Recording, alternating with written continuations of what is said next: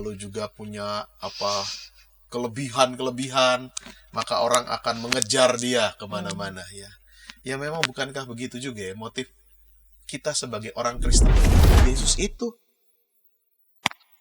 Logos yang menjadi manusia. Logos ini ada bersama dengan Tuhan, Allah. Sekarang dia jadi manusia. Ya dia itulah representasi dari Allah sendiri. 5 roti, 2 ikan. Di tangan sang roti hidup cukup. Betul. Cukup bahkan untuk keberlimpahan malah. Berlimpah. Ya. Jadi itu mau menunjukkan sang roti hidup ini tahu betul kok.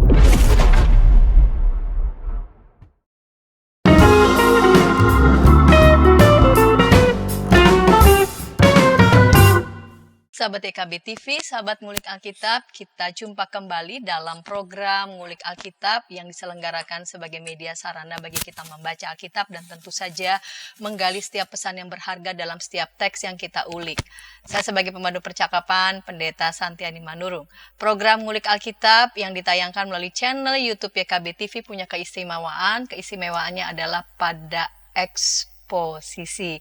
Kembali kita masih mengulik teks Injil Yohanes. Secara khusus episode kali ini Injil Yohanes pasal 6 ayat 22 sampai 59. Injil Yohanes pasal 6 ayat 22 sampai 59. Dan yang akan menolong kita mengulik teks ini telah hadir di studio dan saya mau sapa Bapak Pendeta Dani Purnama. Salam jumpa kembali, Bapak Pendeta Dani Purnama. Terima kasih banget. Untuk kesediaan mengulik teks Lumayan ini. Sering ya? Iya, betul. Sudah menandai orang yang punya kesediaan dan pasti juga punya kapasitas ya untuk mengulik teks secara khusus ini. Injil Yohanes yang juga tidak mudah untuk mengulik teks ini. Ya, Pak Pendeta Dani, kita akan mulai saja mengulik Injil Yohanes 6 ayat 22 sampai 59, diberi judul Hati yang terarah kepada Roti Hidup. Kita akan mulai saja dalam doa. Mari Pak Pendeta dapat memimpin kita dalam doa. Baik. Mari sahabat YKB kita membuka kegiatan ini dengan berdoa. Ya Bapa, kami bersyukur kami boleh dapat kesempatan untuk mendalami sebagian dari firman Tuhan. Kami percaya apa yang kami lakukan bukanlah sekedar sebuah rutinitas tanpa makna.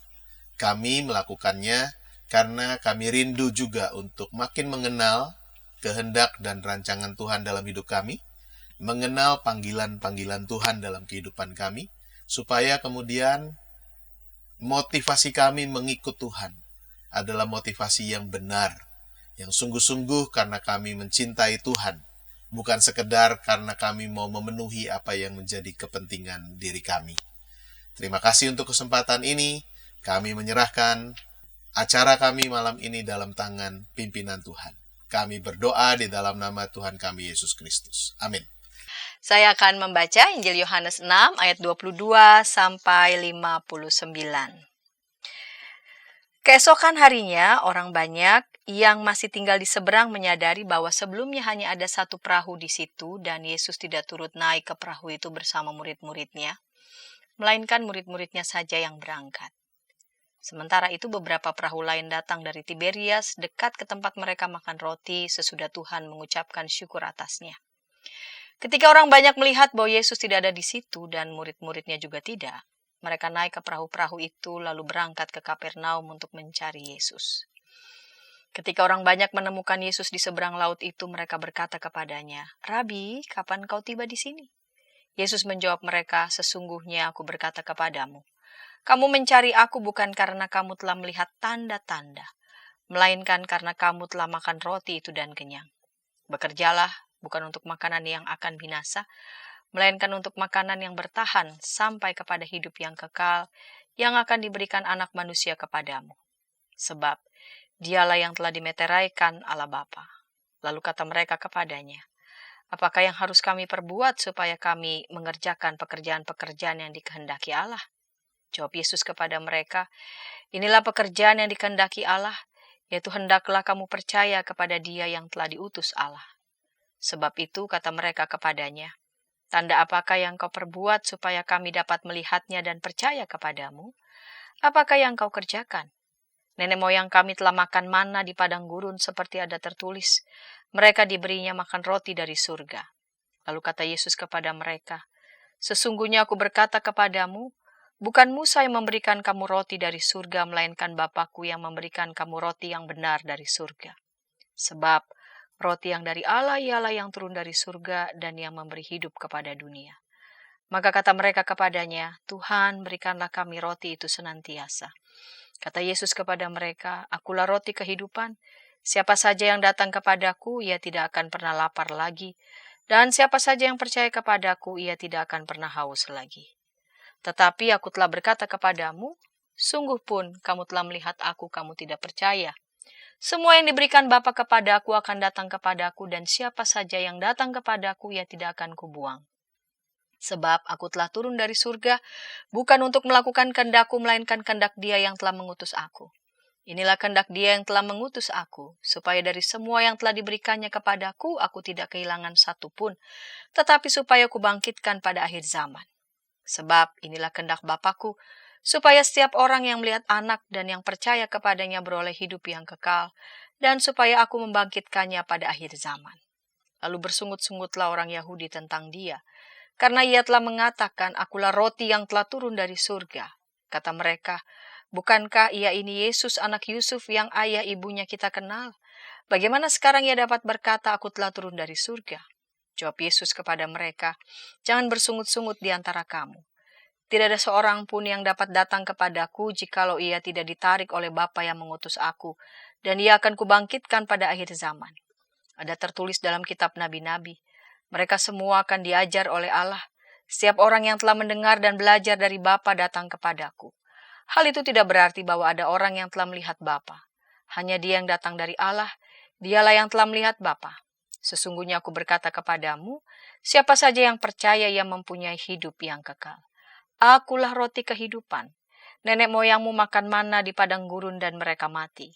Inilah roti yang turun dari surga. Siapa saja yang memakannya ia tidak akan mati. Akulah roti hidup yang telah turun dari surga. Jikalau seseorang makan roti ini, ia akan hidup selama-lamanya. Dan roti yang akan kuberikan untuk hidup dunia, ialah dagingku. Orang-orang Yahudi pun bertengkar antara sesama mereka dan berkata, bagaimana ia ini dapat memberikan dagingnya kepada kita untuk dimakan? Karena itu kata Yesus kepada mereka, sesungguhnya aku berkata kepadamu, jikalau kamu tidak makan daging anak manusia dan minum darahnya, kamu tidak mempunyai hidup di dalam dirimu. Siapa saja yang makan dagingku dan minum darahku, ia mempunyai hidup yang kekal dan aku akan membangkitkan dia pada akhir zaman. Sebab dagingku benar-benar makanan dan darahku benar-benar minuman. Siapa saja yang makan dagingku dan minum darahku, ia tinggal di dalam aku dan aku di dalam dia. Sama seperti Bapa yang hidup mengutus aku dan aku hidup oleh Bapa, demikian juga siapa saja yang memakan aku akan hidup oleh aku. Inilah roti yang telah turun dari surga, bukan roti seperti yang dimakan nenek moyangmu dan mereka mati. Siapa saja yang makan roti ini, ia akan hidup selama-lamanya. Semuanya ini dikatakan Yesus di Kapernaum ketika ia mengajar di rumah ibadat. Baik Pak Pendeta Dani, ini ada dua perikop yang terpisah. Namun rasanya ini bagian dari perikop yang sebelumnya. Ya, betul. Saya mau menandai ini di Injil Yohanes pasal 6 di ayat terakhir. Karena Yesus tahu bahwa mereka hendak datang dan hendak membawa dia dengan paksa untuk menjadikan dia raja, ia menyingkir lagi ke gunung seorang diri. Lalu ada perikop sesudahnya Yesus berjalan di atas air, lalu kemudian di perikop yang sedang kita baca ini orang banyak mencari Yesus. Keesokan harinya orang banyak yang masih tinggal di seberang menyadari bahwa sebelumnya hanya ada satu perahu di situ dan Yesus tidak turut naik ke perahu itu bersama murid-muridnya, melainkan murid-muridnya saja yang berangkat. Ini apa yang memotivasi dan menggerakkan banyak orang yang sebelumnya memang mereka diberi makan ya. Ribuan orang, bahkan masih ada sisanya 12 bakul. Dan sesudah kenyang mereka tidak ngantuk ya. Mereka justru malah mengejar, makin semangat. Mendesak Yesus menjadi raja. Karena mereka menyadari, oh berarti yang ada di depan kami ini ternyata nabi. Dan setelah Yesus pergi minggir, ternyata mereka masih mengejar. Apa sesungguhnya yang menggerakkan mereka sebegitu kekehnya mereka ingin menemui Yesus, mereka tetap mencarinya? Iya, saya rasa memang tadi disebut motif ya. Iya. Motif itu memang kan alasan atau sebab yang mendorong seseorang melakukan sesuatu. Dan kalau udah punya motivasi, orang itu bisa melebihi dari yang biasanya dia lakukan. Ya, nggak ada capeknya. Makanya tadi lihat, setelah dapat makanan itu ya, yang secara ajaib mereka dapat di tempat sepi, tidak ada yang jualan. Betul. Lalu ada seorang anak kecil dengan 5 roti 2 ikan. Ya. Itu cukup ternyata untuk memberi makan 5.000 orang, yang baru laki-laki itu yang dihitung. Betul. Ya, belum perempuan dan anak-anak.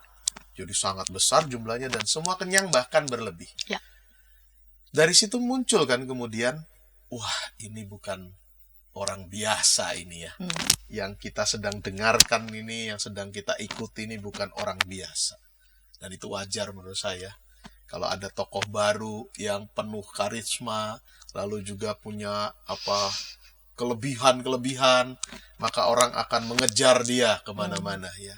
Ya memang bukankah begitu juga ya motif kita sebagai orang Kristen. Kita jadi Kristen. Kita menjadi pengikut Kristus pun bisa beda-beda kan. Macam-macam. Ya, semua orang bisa katakan saya Kristen. Ya, tapi apa motifnya ketika jadi Kristen? Kalau kita perhatikan kan ada saja orang yang memang jadi Kristen karena ya bukan karena apa-apa, karena dari kecil lahir sudah di keluarga Kristen. Ya sudah jadi Kristen. Ya. Lalu dia tidak merasa ada perlu perubahan dalam hidupnya, sudah Kristen sejak semula. Tapi juga ada yang karena melihat hidup orang Kristen ini enak loh. Saya mau juga jadi Kristen lah. Enaknya apa? Oh kayaknya semua dipenuhi ya, jadi kebutuhannya ya. Mau ini ada. Mau ini ada yang memberi. Tidak sedikit yang mau jadi Kristen karena dapat keuntungan materi. Ya pernah ada masa-masa kan sampai itu jadi sangkaan kepada kita, katanya kristenisasi, karena ada orang jadi Kristen karena iming-iming dapat bantuan-bantuan. Beras lah, gula gitu. Pada masanya sangat susah kan barang-barang itu. Lalu kemudian gereja membantu itu dan orang kemudian tertarik untuk ikut. Ada alasan seperti itu. Jadi ada juga yang berpikir, saya kalau jadi Kristen berarti saya akan sehat, saya akan sembuh, saya akan dapat berkat, saya akan lepas dari masalah saya. Motif-motif ini yang kemudian membuat orang mengejar, apakah betul mengejar Tuhannya ya, atau sebenarnya mengejar saya dapat apanya. Jadi akhirnya lebih kepada motifnya itu saya dapat apa. Bukan sungguh-sungguh karena mau ikut Tuhan. Ya. Nah, menarik kalau tadi dikatakan setelah kenyang. Biasanya kalau kekenyangan kita ngantuk, ini enggak ya. Mereka itu semakin semangat cari Yesus. Bahkan mau menjadikan dia sebagai raja kalau di bagian sebelumnya. Bahwa betul Yesus datang mau menjadi raja. Tetapi bukan raja seperti yang dipikirkan oleh orang-orang ini. Raja politis kan ini berarti. Karena menurut mereka, nah kami ini butuh pemimpin yang kayak seperti ini nih. Pemimpin yang memperhatikan kebutuhan kami, yang memenuhi kebutuhan kami. Kami perlu pemimpin ini. Jadi mereka mau menjadikan Yesus raja atas mereka. Sementara raja yang sesungguhnya ada kan dianggap membuat mereka miskin, membuat mereka susah. Jadi pilihan utama. Jadi motifnya apa? Ya supaya saya dapat yang saya mau. Ini menarik tadi Pak Pendeta sudah bilang, kita tuh bisa sampai nggak lelah-lelah ya, karena ada sesuatu yang memotivasi kita, menggerakkan kita. Apapun itu kita akan kejar, apapun itu kita akan capai. Nah, apa yang menggerakkan mereka ini kan mungkin juga kan adalah kepenatan hidup ya, penderitaan hidup dan sebagainya. Nah, ketika mereka lihat sosok Yesus, mereka melihat ada harapan. Karena itu mereka tidak lelah-lelah untuk mencari, bahkan mengejar Yesus kemanapun. Merasa mendapatkan apa yang dibutuhkan. Ya. Karena selama ini para pemimpin mungkin hanya memperhatikan kepentingannya sendiri. Ya. Sehingga banyak rakyat kekurangan, kesusahan, sakit, luar biasa. Dan mereka mulai melihat kan, memperhatikan ini ada tokoh baru yang keliling kemana-mana menjumpai. Lalu kemudian menyembuhkan, memulihkan, bahkan mengusir setan. Dan tidak minta keuntungan setelahnya. Tidak minta keuntungan apa-apa. Bahkan memberi. yang mereka perlu, termasuk makan. Ya. Pasti orang akan kemudian semangat sekali untuk Betul. mencari tokoh seperti ini, dan Yesus menjadi tokoh yang mereka kejar. Ya. Baik, ya. Kita akan ulik di teks berikutnya bagaimana reaksi Yesus melihat rombongan ini yang mengejarnya. Kadang ada orang merasa kalau dikejar-kejar gitu senang. jadi senang kan? Ya. Ini beda ya? Iya, ini beda. Nanti kita kita lihat di segmen kedua. Namun sebelumnya kita dengarkan pesan-pesan berikut ini.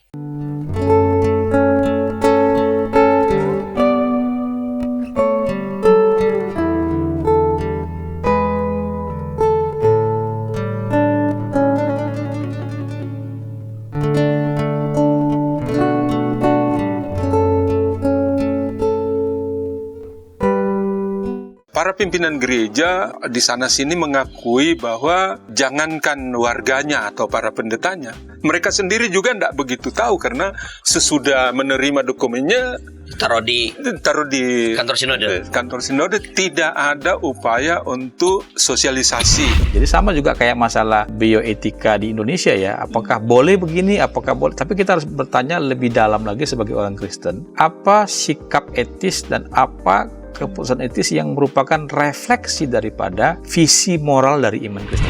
Hadirkan Tuhan sebagai sahabat, bukan hanya sebagai majikan yang di atas atau hakim. Hadirkan Tuhan sebagai sahabat kita juga, yang mau mendengar, mau meraih, yang kamu bisa seadanya dengan dia, yang kamu bisa nikmati kehadirannya. Kalau gereja bisa lakukan itu, apapun alirannya, saya kira Gen Z akan merasa ini rumah.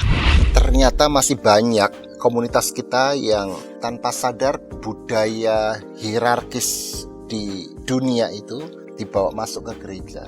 Bagaimana sikap majelis, sikap anggota jemaat terhadap sapam gereja, terhadap pekerja gereja, itu kita kadang-kala tidak memperlakukannya sebagai sahabat, tapi ya pesuruh aja yang ya udahlah.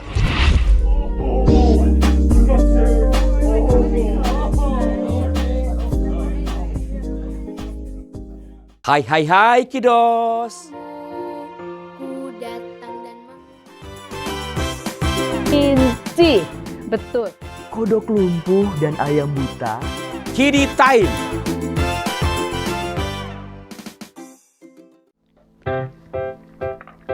Shalom adik-adik.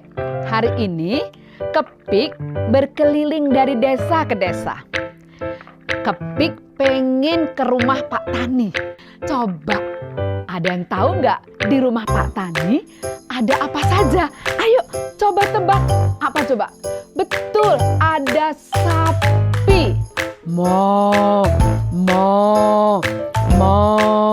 Mereka sekarang rukun dan jalan bersama-sama pulang ke rumah Pak Tani. Kak Evelyn, tapi sebelum tidur aku mau dengar dongeng dulu. Katanya tadi sudah ngantuk. Pokoknya aku mau dengar dongeng dulu, kakak. Jadi pangku nih. Kayak cerita ya, siap? Ayam buta hanya bisa mendengar suara orang berseru-seru sambil berlari. Lari, kebakaran. Sekarang kodok lumpuh itu bebas berada di atas punggung semua ayam. Kemanapun dia mau pergi, ayam-ayam siap membawanya.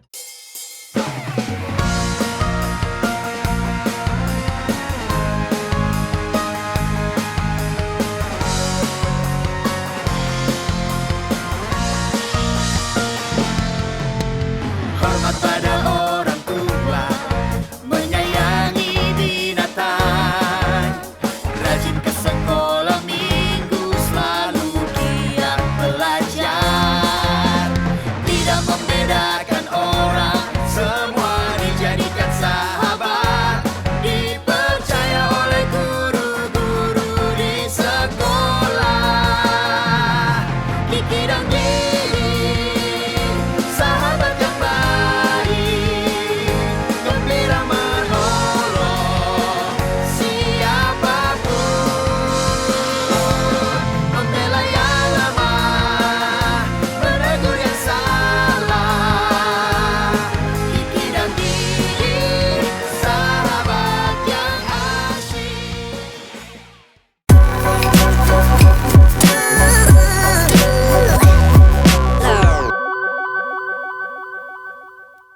Sahabat EKB TV, sahabat ngulik Alkitab, senang masih bersama dengan kami dalam program Ngulik Alkitab. Kita sedang mengulik Injil Yohanes pasal 6 ayat 22 sampai 59 dengan narasumber Bapak Pendeta Dani Purnama melayani di Jemaat GKI Gading Serpong. Baik Pak Pendeta, kita masuk ke segmen yang kedua ini.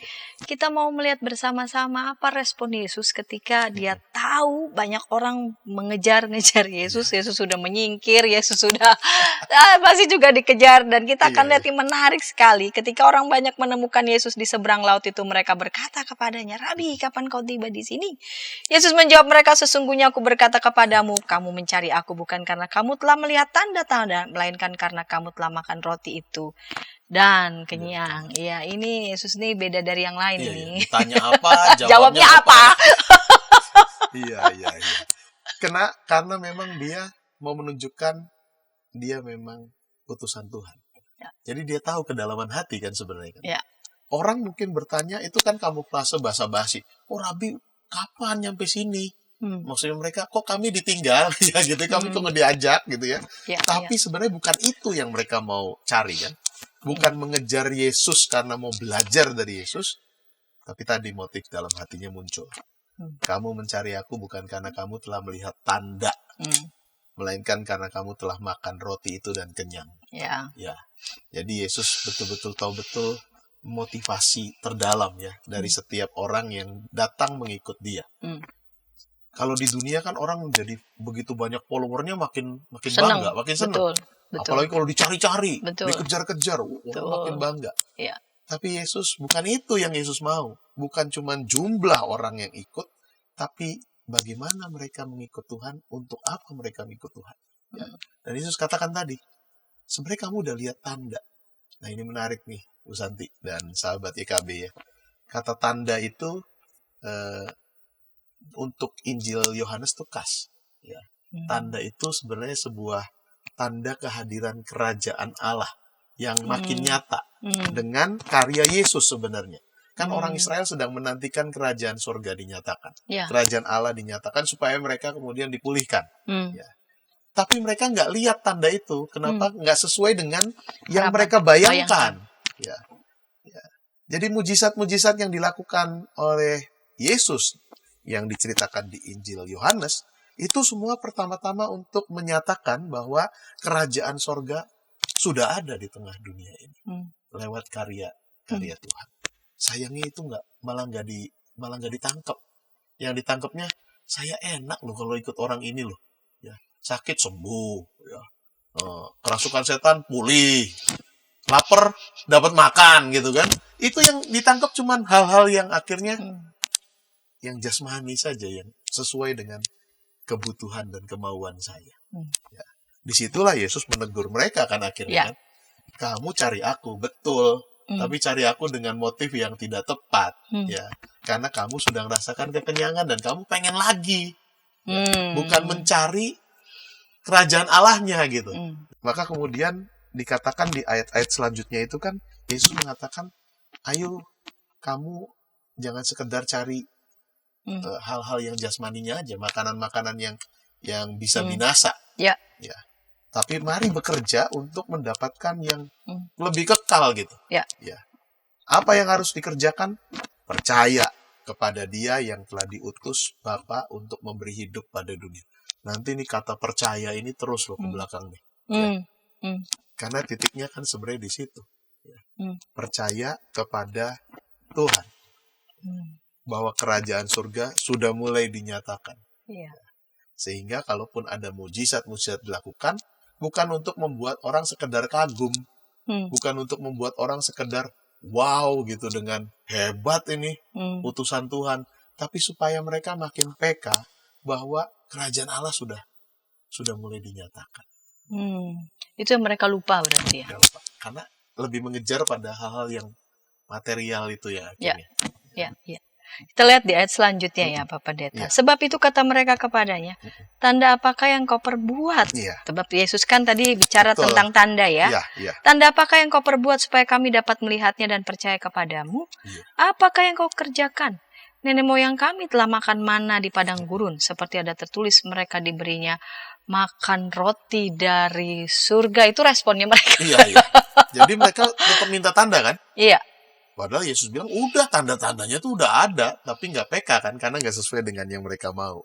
Lalu muncullah, iya, nenek moyang kami dapat tanda dari Tuhan, bahwa Tuhan itu ada. Tuhan itu berkarya. Kerajaannya nyata. Lewat apa? Kami dipelihara. Nenek moyang kami tiap pagi dapat roti dari surga. Ya. Nah, kamu apa? Tanda apa yang membuat kami bisa yakin, percaya bahwa kamu itu memang dari Tuhan? Nah, itu manusiawi sih ya. Orang itu kan kadang-kadang butuh minta tanda aja. Padahal udah ada tandanya sebenarnya. Tapi karena tidak seperti yang dia mau, minta tanda yang lain untuk meyakinkan dia. Ya. Ini gimana? Ayo. Bingung ya jadinya ya. Betul. Nah, menarik. Yesus kemudian mengaitkan itu kan. Oke, kamu masuk dengan mana? Roti yang pernah dimakan oleh nenek moyangmu. Ya, dan kamu meyakini roti itu dari surga. Ya. Musa yang membuat itu terjadi. Betul. Maka kemudian Yesus katakan ya hati-hati di situ ya. Ya. Bahwa sesungguhnya aku berkata kepadamu, bukan Musa yang memberikan kamu roti dari surga. Ya. Itu tuh dari Bapa gitu, yang memberikan kamu roti yang benar dari surga. Ya. Jadi diingatkan dulu, nih kamu jangan salah tangkap nih kan. Kamu akhirnya lebih memuja Musanya. Karena Musa yang dianggap membuat kami kenyang. Iya. Padahal di balik itu siapa yang memberi? Pekerjaan Bapa. Pekerjaan Bapa. Seringkali kita juga salah fokus kan? Iya, betul. Betul ya Bu Santi dan sahabat YKB. Kita fokusnya pada karya mujizatnya. Hal-hal yang luar biasanya. Ya. Tapi kita lupa siapa yang memberi itu. Ya. Siapa yang mengizinkan itu terjadi. Betapa sering kita kagumnya pada yang mengatakan hamba-hamba Tuhan. Iya ya. Dengan karunia-karunia yang tertentu gitu. Mendatangkan mujizat penyembuhan, mujizat penglihatan, nubuatan. Kita kagumnya akhirnya pada alat-alat Tuhan ini sebenarnya. Instrumennya Tuhan. Tapi lupa bahwa mestinya kita kagum dan percayanya kepada Sang Pemberinya gitu. Sama nih umat Israel di situ salah fokus. Ya. Orang-orang Yahudi di zaman Yesus salah fokus. Karena mereka pengen seperti di masa Musa. Karena dianggap Musa itu bisa memberi apa yang mereka perlu. Ya. Oh, itu utusan Tuhan gitu ya. Lalu Yesus kemudian katakan, ingat yang memberi itu bukan Musa. Musa itu cuma alat di tangan Tuhan saja. Ya. Yang memberi adalah Bapa. Ya. Maka fokuslah pada Sang Pemberinya gitu ya. Jangan salah fokus. Dari situ baru nanti mulai masuk tentang ajaran. Oke, kamu merasa pernah mendapatkan roti dari surga. Tapi roti itu kan habis. Ya. Orang yang makannya juga mati semua di padang gurun kan. Nah, di depanmu nih ada roti yang sesungguhnya dari surga. Dan memberi hidup pada dunia. Dan memberi hidup. Dimakannya nggak perlu berkali-kali. Sekali untuk selamanya. Nah, yang menarik ayat 34. Kata mereka kepadanya, Tuhan berikanlah kami roti itu senantiasa. Ini sebenarnya mereka ngerti.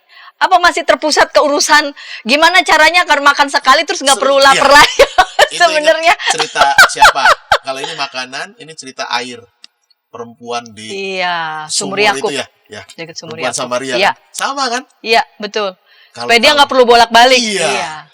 Kalau kamu nanti minum dari air yang aku beri, kamu nggak akan haus lagi. Langsung minta, Tuhan berikanlah air itu. Sama.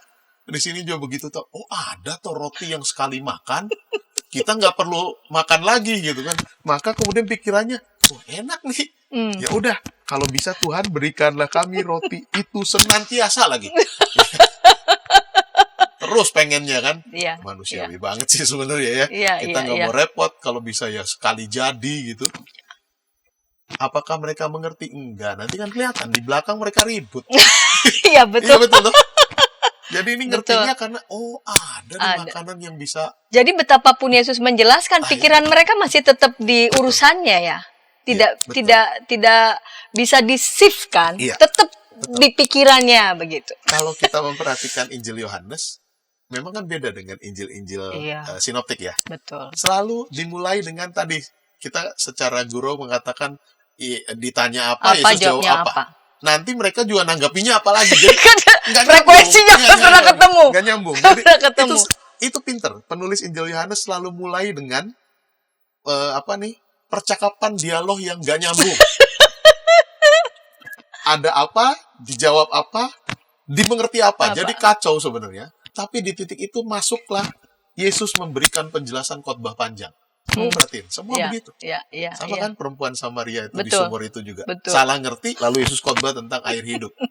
Di sini, salah ngerti soal mana, Yesus khotbah soal di situ dia tetap roti masuk kehidupan. Masuk. Jadi khotbah panjang itu menjadi sebuah pengajaran. Pinter cara pola penulis Injil Yohanes. Sengaja orang dibuat, apaan sih ini kok nggak nyambung. Nah, dari situ kan jadi mau tahu, belajar. Panjang sekali khotbahnya soal yang bagian kita soal roti hidup. Iya. Maka kata mereka kepadanya, Tuhan berikanlah, kata Yesus kepada mereka ayat 35, akulah roti kehidupan, siapa saja yang datang kepadaku, ia tidak akan pernah lapar lagi. Dan siapa saja yang percaya kepadaku, ia tidak akan pernah haus lagi. Ini sebetulnya dia mau bicara tentang apa ini Yesus? Menarik. Kepada orang yang mencari dia itu udah urusannya udah roti dan air yang fisik saja. Iya. Jadi kalau kita memperhatikan di Injil Yohanes itu ada rumusan yang aku adalah. Aku adalah. Dalam bahasa Yunani ego eimi namanya. Ego eimi. Aku adalah, setidaknya ada 7 kan. Aku adalah gembala yang baik. Aku adalah jalan kebenaran dan hidup. Aku adalah pintu. Di sini aku adalah roti. Yang hidup. Gitu ya? Kalau di TB2 roti kehidupan. Iya. Jadi ini menarik kalau diperhatikan akar katanya ya. Jadi ketika mengatakan aku adalah, itu Yesus pakai bahasa Yunani toh, ego eimi kira-kira kalau tulisannya di sini. Yang artinya adalah aku ada dan hadir secara terus-menerus, karena adalahnya itu present tense, present continuous malah mungkin kalau dalam bahasa Inggris. Jadi ada dan beradanya itu terus-menerus tanpa dibatasi ruang dan waktu. Dia nggak pernah jadi past tense. Dia terus ada gitu. Aku adanya, beradanya itu terus-menerus tanpa dibatasi ruang dan waktu. Dan itu menarik, Bu Santi dan sahabat YKB. Ini sejajar dengan ucapan di Keluaran 3 ayat 14 ketika Tuhan Yahweh itu mengatakan Ehye Asyer Ehye. Aku adalah aku. Sama, itu aku yang ada dan hadir terus-menerus dari dulu, sekarang sampai selamanya. Aku adalah dia yang hadir terus-menerus. Jadi kalau kemudian ada kesejajaran ini mau dikatakan apa ya? Penulis Injil Yohanes mau mengatakan, nah Yesus itu Logos yang menjadi manusia. Logos ini ada bersama dengan Tuhan, Allah. Sekarang dia jadi manusia. Ya dia itulah representasi dari Allah sendiri. Sama.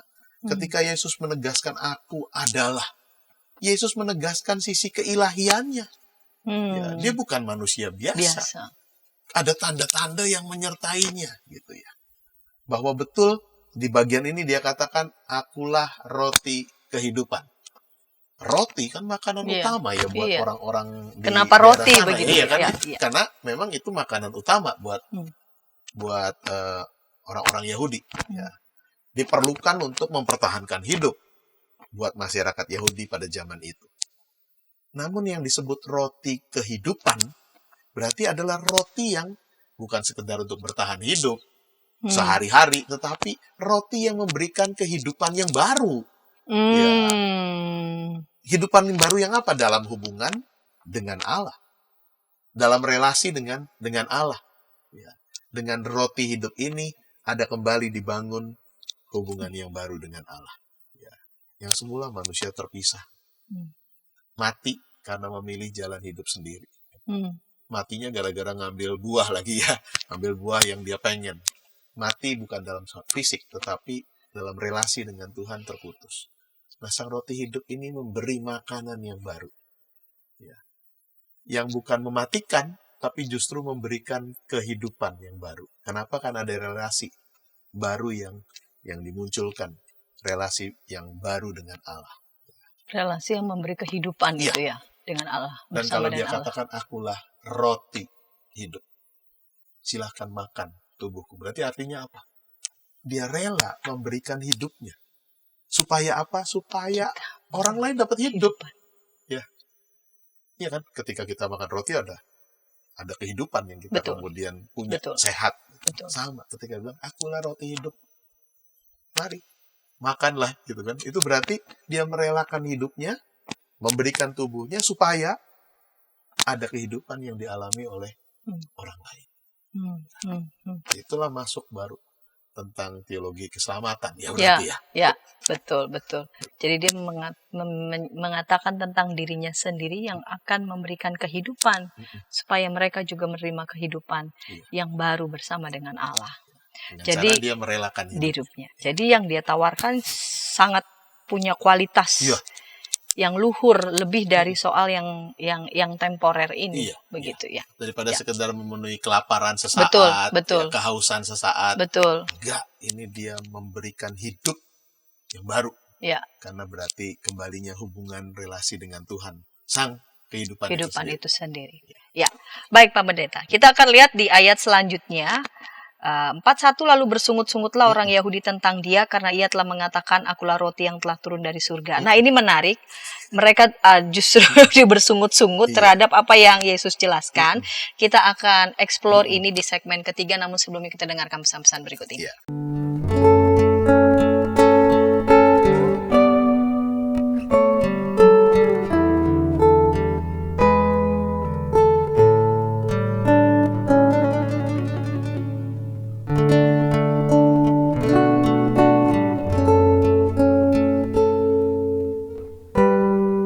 Para pimpinan gereja di sana-sini mengakui bahwa jangankan warganya atau para pendetanya, mereka sendiri juga tidak begitu tahu karena sesudah menerima dokumennya taruh di kantor sinode tidak ada upaya untuk sosialisasi. Jadi sama juga kayak masalah bioetika di Indonesia ya, apakah boleh begini, apakah boleh, tapi kita harus bertanya lebih dalam lagi sebagai orang Kristen, apa sikap etis dan apa keputusan etis yang merupakan refleksi daripada visi moral dari iman Kristen.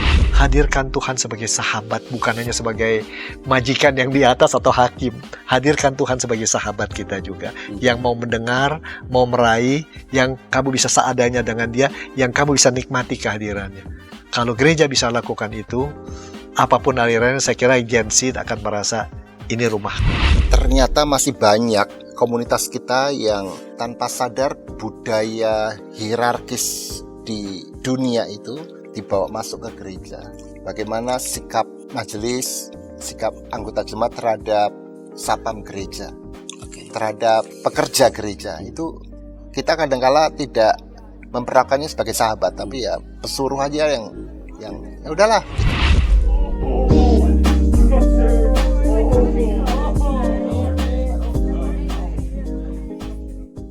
Hai kiddos. Ku datang dan Inci, betul. Kodok lumpuh dan ayam buta. Kiddy time.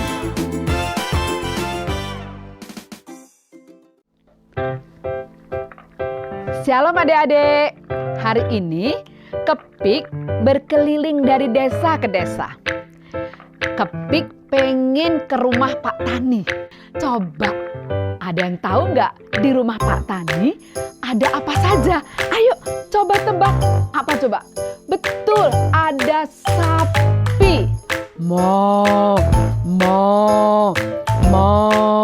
Mereka sekarang rukun dan jalan bersama-sama pulang ke rumah Pak Tani. Kak Evelyn, tapi sebelum tidur aku mau dengar dongeng dulu. Katanya tadi sudah ngantuk. Pokoknya aku mau dengar dongeng dulu kakak. Jadi bangku nih. Kayak cerita ya, siap? Ayam buta hanya bisa mendengar suara orang berseru-seru sambil berlari. Lari, kebakaran. Sekarang kodok lumpuh di atas punggung semua ayam. Kemanapun ia mau pergi, ayam-ayam siap membawanya.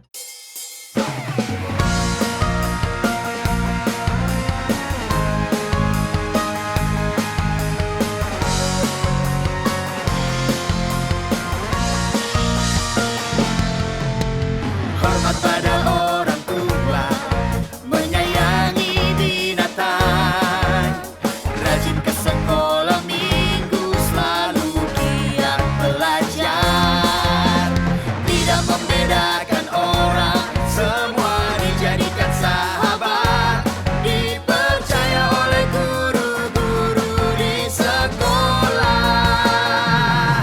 Kiki dan Gigi, sahabat yang baik, gembira menolong siapapun, membela yang lemah, menegur yang salah. Kiki dan Gigi, sahabat yang asyik.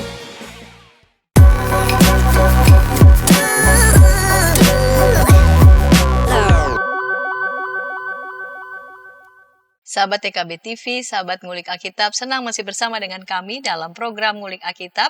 Pada episode kali ini kita sedang mengulik Injil Yohanes 6 ayat 22 sampai 59 diberi judul Hati yang Terarah kepada Roti Hidup. Kita memasuki segmen ketiga, segmen penutup dengan narasumber Bapak Pendeta Dhani Purnama. Baik, Pak Pendeta, kita lanjut di segmen ketiga ini. Lalu bersungut-sungutlah ayat 41 orang Yahudi tentang dia karena ia telah mengatakan, akulah roti yang telah turun dari surga. Mereka rasa marah sekali ketika akulah roti yang telah turun dari surga. Mereka menggugat, yang awalnya mereka banyak orang mencari, dia jadi berubah jadinya menggugat dia. Ada masalah apa mereka sama roti yang turun dari surga? Ya, itu dia ya, karena mereka membandingkannya dengan mana roti dari surga yang pernah mereka dengar cerita nenek moyang mereka. Itu kan ajaib, memang turunnya dari langit ya. Kalau ini kok ngaku-ngaku roti dari surga, tapi kita tahu kok orang tuanya, kita tahu latar belakang keluarganya, bahkan di tempat lain kita tahu saudara-saudaranya, saudari-saudarinya, perempuan juga kawin mawin sama kita gitu. Jadi kan dia sama kayak kita ya, kenapa dia ngaku sebagai roti yang dari surga? Nah ini dia ya, gagal paham dan salah fokus lagi ya. Karena orang selalu melihatnya harus yang datang dari surga itu yang penuh kemuliaan. Kan dalam bayangan orang-orang Yahudi, Mesias yang akan datang itu, yang kerajaan surga akan dinyatakan itu, datangnya memang dalam kemuliaan. Yang seperti membawa pasukan surgawi, lalu menangan gitu. Nah, ini ini kita tahu siapa ayah ibunya. Nah, tukang kayu kok dia ngaku-ngaku ya jadi roti dari surga gitu. Mereka nggak mau tahu tentang karyanya sebenarnya yang sudah menunjukkan betul ini dari surga ini kerajaan surga sudah dinyatakan. Tapi itu tertutup dengan ya tadi hal-hal fisik yang mereka lihat. Kalau tadi mereka kagum karena hal-hal fisik, sekarang mereka justru tercederai karena secara fisik kita lihat keluarganya. Ya. Jadi memang ini mau diporak-porandakan sebenarnya pemahaman mereka tentang utusan Allah, karya Allah, supaya kalaupun mereka percayanya bukan karena hal-hal yang materi, itu bisa fisik-fisik berangkat. Jadi mereka masih tetap terfokus pada yang di depan mereka. Ini yang mereka kenal, rupanya manusia biasa, kenal siapa ayah ibunya dan sebagainya. Dan menarik jawab Yesus pada mereka, jangan bersungut-sungut di antara kamu. Tidak ada seorang pun yang dapat datang kepadaku jikalau ia tidak ditarik oleh Bapa yang mengutus aku, dan ia akan kubangkitkan pada akhir zaman. Dan seterusnya tetap mengajar, dan dia tegaskan lagi, akulah roti kehidupan. Di ayat 47-nya dikatakan, sesungguhnya aku berkata kepadamu, siapa saja yang percaya, dia memperoleh hidup yang kekal. Berarti yang dimaksud percaya kepadanya kan? Pada betul, Yesus. Betul. Karena ya inilah kehadiran Allah lewat karya yang sudah dilakukannya. Kalau mereka menolak ini, berarti mereka menolak karya Allah. Maka Yesus selalu tegaskan, ini soal percaya kok. Ya, kalau kamu percaya, maka kamu akan dapatkan roti yang membuat kamu punya hidup kekal itu. Ya. Tapi kalau kamu menolak, ya udah kamu nggak mendapatkan itu. Beresiko betul ya, yang Ya, Yesus lakukan ini. betul. Beresiko betul Tidak begitu. mudah juga percaya dalam keadaan begitu. Begitu, iya. Iya. Beresiko itu bukan hal yang menguntungkan posisi Yesus memang pada saat itu kan. Dan dia tegaskan lagi, akulah roti kehidupan, nenek moyangmu makan mana di padang gurun dan mereka mati. Inilah roti yang turun dari surga, siapa saja yang memakannya ia tidak akan mati. Akulah roti hidup yang telah turun dari surga, jikalau seorang makan roti ini akan hidup selama-lamanya, dan roti yang akan kuberikan untuk hidup dunia ialah dagingku. Orang-orang Yahudi pun bertengkar antara sesama mereka dan berkata, bagaimana ia dapat memberi makan dagingnya kepada kita Salah untuk paham dimakan. lagi kan? Salah paham lagi, lagi. nanti ditutup lagi dengan khotbah panjang lagi. Itu pola Injil Yohanes. Iya. Jadi ini terjadi terus kesalahpahaman. Iya. Karena di ayat 54 juga makan dagingku dan minum darahku, ia mempunyai hidup yang kekal. Waduh, makin bingung lagi mereka kan. Ngelihat ini anak tukang kayu aja kita disuruh percaya susah, ini kok suruh makan dagingnya gitu kan. Kalau harafiah dipikirnya ngeri sekali. Betul, betul. Lalu mereka kemudian jadi ribut, gimana caranya makan daging dia. Nah, ini menarik. Karena Yesus kemudian memang membuat perbandingan ya. Bahwa betul kamu memahami roti mana yang turun itu dari surga, yang pernah dimakan nenek moyangmu itu, iya betul. Tapi toh akhirnya mereka tetap mati. Ya. Beda kalau yang aku tawarkan ini. Ini roti yang turun dari surga, dari Allah sendiri. Dan siapa yang memakannya, nggak akan mati. Justru akan dapat hidup selama-lamanya. Hidup kekal. Iya. Nah, lalu kemudian mereka jadinya, oke, kalau gitu kami harus makan dagingmu. Gimana katanya dia dapat memberikan dagingnya kepada kita untuk dimakan? Nah, yang Yesus maksud tentu kan bukan secara harfiah ya, ketika dia bilang, siapa saja yang makan dagingku dan minum darahku, ia mempunyai hidup yang kekal. Tentu ini bukan bahasa harfiah. Kalau enggak tadi betul, kanibalisme jadinya. Makan daging sesama manusia ya. Justru dengan perkataan ini Yesus sedang mengajarkan tentang karyanya. Bagaimana dia mengorbankan hidupnya. Dia sedang mengatakan akan yang akan dia lakukan begitu ya. Untuk memberikan hidupnya, tubuhnya dan darahnya. Ya. Apalagi dalam pola pikir orang Yahudi, nyawa itu adanya di darah kan. Persis. Betul. Jadi ini malah diserahkan ya, darahnya dan dagingnya. Untuk apa? Untuk menyelamatkan yang lain, supaya yang lain dapat hidup malah. Ya, menarik ini teologi pengorbanan supaya yang lain memperoleh kehidupan. Kematian yang menghidupkan. Betul. Dan Yesus memberikan itu dengan sukarela. Kalau dia katakan aku roti kehidupan, berarti dia mempersiapkan dirinya untuk menjadi makanan yang memberikan kehidupan buat orang-orang yang menjumpainya. Baik, Pak Pendeta. Ini Pak Pendeta sudah panjang ini ya menjelaskan, mengulik ayat per ayat dengan tema hati yang terarah kepada roti hidup. Apa relevansinya nih untuk kehidupan kita yang seringkali juga salah fokus? Ya, pertama-tama memang jangan salah fokus itu ya berarti ya. Ketika kita mengikut Tuhan, ketika kita menikmati kehidupan anugerah sebagai pengikut-pengikut Tuhan, kita jangan salah fokus pada yang kita dapatnya itu. Berkat-berkat yang kita peroleh. Jangan lupa bahwa ada Sang Pemberi. Dialah yang memang berkuasa dan mestinya kepada dialah kita bersyukur dan menyembah. Ya. Jangan kepada alat saluran berkatnya, bukan. Ya. Jangan juga kepada materinya, tetapi kepada Sang Pemberi itu. Makanya hati kita mesti terarahnya pada Sang Roti hidupnya. Ya. Bukan pada hal-hal yang kemudian memenuhi saja kebutuhan dan kepentingan kita. Lalu kalau kita mau belajar hal yang lain, yang kedua, sebenarnya kalau kita mengarahkan diri kita kepada roti hidup itu mengajarkan kepada kita hidup yang cukup, hidup yang sesuai dengan berkat Tuhan. Nah, sementara kalau kita memperhatikan sekarang ini, orang berlomba-lomba untuk kalau boleh semakin banyak yang dia dapat, semakin banyak yang dia nikmati, semakin banyak yang dia raih. Ya.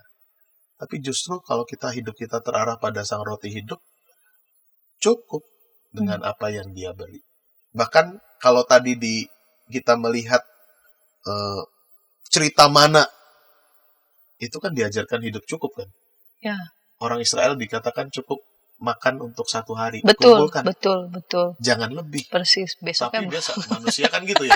Mumpung ada gitu kan, diambil lebih. Akibatnya apa? Busuk. Malah jadi bau. Iya. Sama, lihat. Mereka kemudian ada dalam keterbatasan. 5 roti, 2 ikan.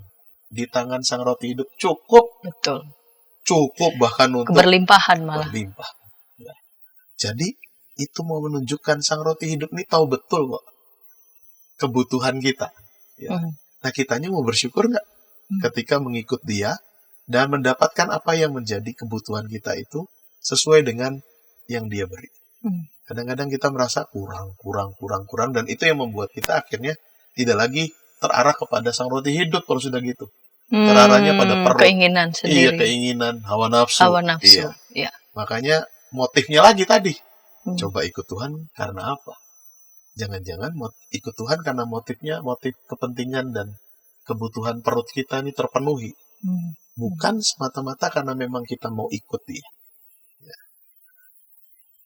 Ingat ya, pernah ada kata-kata sufisme maupun mistikus Kristen. Ya. Yang mengatakan kalau seandainya nggak ada surga, masih nggak kita sujud menyembah kepada Allah? Kalau nggak ada neraka, masih nggak kita menahan diri dari berbuat dosa? Jangan-jangan nih, kita ini menyembah Allah karena pengen dapat surganya. Ya. Bukan karena sungguh-sungguh pengen menyembah Allah. Dan kita kemudian menghindari dosa karena takut dapat neraka. Gitu. Bukan karena memang kita sungguh-sungguh mencintai Tuhan dan menjauhi larangannya gitu. Bukan. Nah, dalam banget sih sebenarnya perkataan itu ya. Jadi ikut sang roti hidup yang terarah kepada dia, membuat hidup kita merasa cukup dengan berkat pemeliharaan dari dia. Ya. Yang ketiga, yang terakhir, sebenarnya ada bagian terakhir di ayat-ayat itu adalah sama seperti Bapa yang hidup mengutus aku dan aku hidup oleh Bapa. Demikian juga siapa saja yang memakan aku akan hidup oleh aku. Ya. Bahkan dikatakan aku di dalam dia dan dia di dalam aku gitu ya. Itu menandakan apa sebenarnya?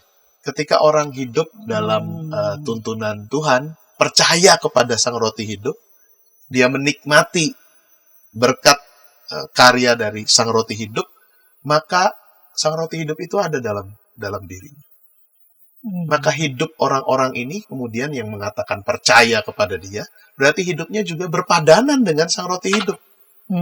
Sesuai dengan panggilannya.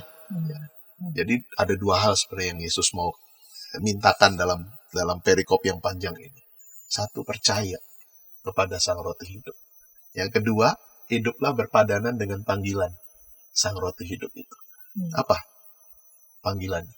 Memberikan diri kan, berkorban. Supaya ada kehidupan buat orang lain. Ya.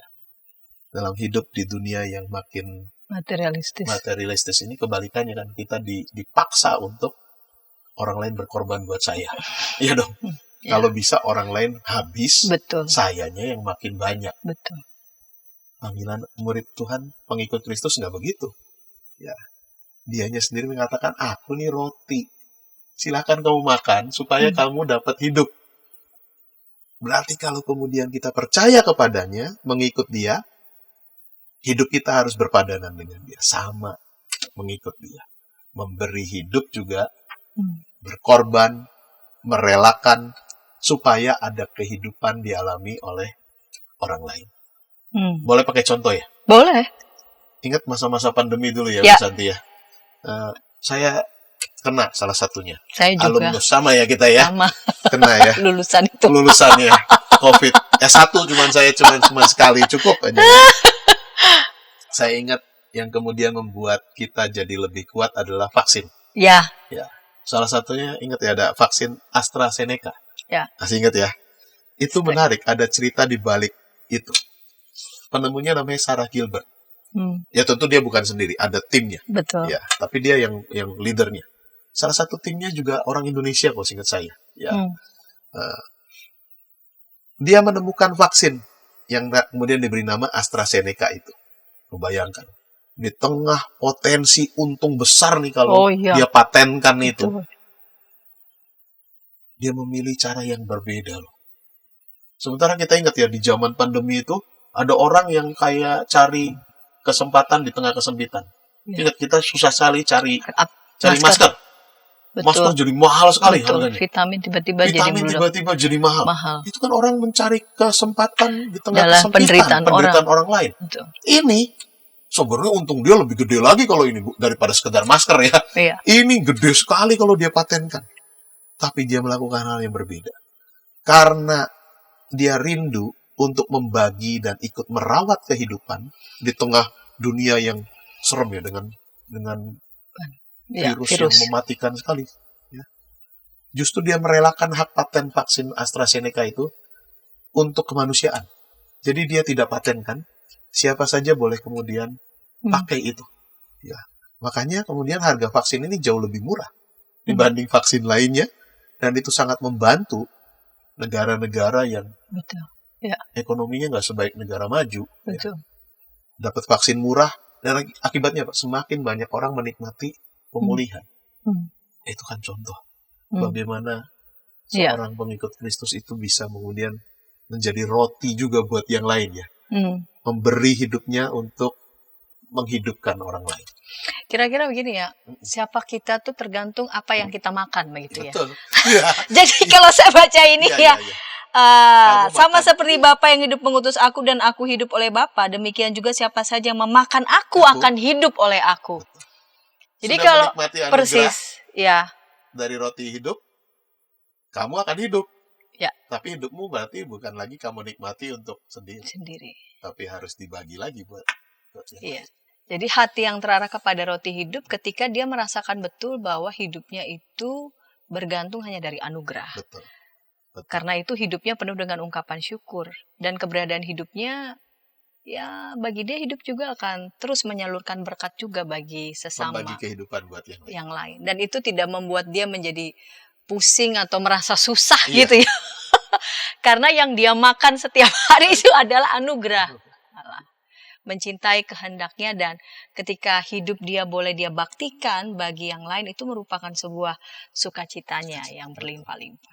Baik Pak Pendeta Dhani, terima kasih untuk kesediaan mengulik Injil Yohanes 6 ayat 22 sampai 59, dan ketika tayangan ini boleh memberkati sahabat dapat membagikannya kepada sebanyak mungkin orang, dan dapat menekan tombol like maupun subscribe sehingga boleh mendapatkan update dari tayangan YKB TV. Kita akan menutup dalam doa. Mari Pak Pendeta memimpin kita dalam doa. Mari sahabat YKB kita berdoa. Ya Bapa, kami bersyukur karena kami menikmati anugerah Tuhan yang besar. Roti kehidupan boleh ada di tengah kehidupan kami manusia yang penuh keterbatasan. Dan karena roti hidup itu memberikan tubuhnya dan darahnya, membuat kami kemudian punya hidup yang baru. Punya kesempatan baru menjalani kehidupan dalam relasi yang baru juga dengan Tuhan. Terima kasih untuk anugerah yang besar ini, dan karenanya hidup kami yang sudah menikmati anugerah dari Sang Roti Hidup, mau kemudian kami padankan, mau kami selaraskan dengan panggilan menjadi pengikut-pengikut Kristus, meneladan Kristus, membagikan hidup kami untuk membawa kehidupan bagi sesama kami. Terima kasih untuk kesempatan kami menggali Alkitab, dan biarlah apa yang kami pelajari menjadi sebuah pegangan dalam kami menjalani kehidupan kami sebagai anak-anak Tuhan, pengikut-pengikut Kristus di tengah dunia ini. Di dalam nama Tuhan Yesus kami berdoa. Amin. Amin.